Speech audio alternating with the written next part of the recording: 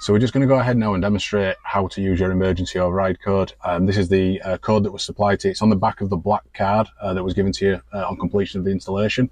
On the rear of it, scratch the little panel off, reveals your unique 4-digit PIN code. It is unique for you and your device. No other device has that PIN code. So what we're going to do is we're just going to pretend that the PIN code for this vehicle is 1234, just to simulate the entry of the PIN code.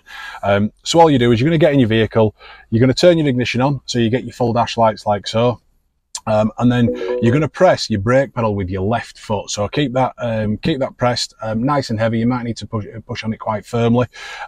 So keeping the left foot on the brake. All you're going to do now is press the accelerator to the floor and release it the same amount of times corresponding to that first digit. So we know that the first digit is a 1, so we're just going to do 1 press to the floor and then release. We're going to come off the brake and that enters the first digit.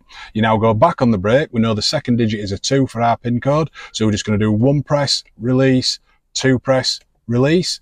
We're now going to come off the brake. That enters the second digit. We then go back onto the brake pedal and we know our third digit is a 3. So we're going to do 1, 2, 3 presses. Notice how I'm releasing the accelerator pedal after each press. Let go of the brake.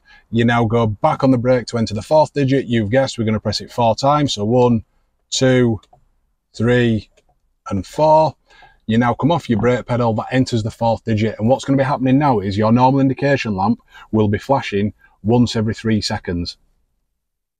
Now that you've entered your emergency PIN code and you've got your indication lamp flashing now once every 3 seconds, while it's flashing, if you want, you can just start and drive the vehicle.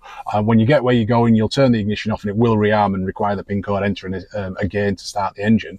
Or what you can do is you can hop over to our other video which shows you how to change the PIN code, and you can follow the instructions from there to just program a new PIN code. What I will say is if you've had to use the emergency PIN code because the buttons on your driver's door failed, if that's the case, then maybe choose some buttons that you know that are active for your vehicle on your steering wheel or on your center console. Use alternative buttons because there's a strong chance that there's going to be something wrong with those original buttons, so they won't work again.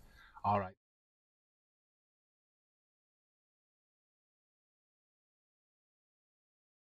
Every 3 seconds. So you can see there our indicators are flashing away.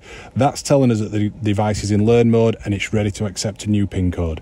What we're going to do, we're just going to program it to a nice easy PIN code of 4 presses of the volume minus button. So if I do 4 presses, 1, 2, 3, 4. 2 seconds after that last press, we're then going to get 3 flashes of our indicators and they'll stop. That's telling us it's acknowledged the first input of that code. So what we're going to do now is we're going to put the same PIN code in a second time. So 1, 2, 3, 4, and providing it's happy that the first entry matched the second entry, we get 2 flashes of our indication lamp or buzzer. That tells us that it's happy.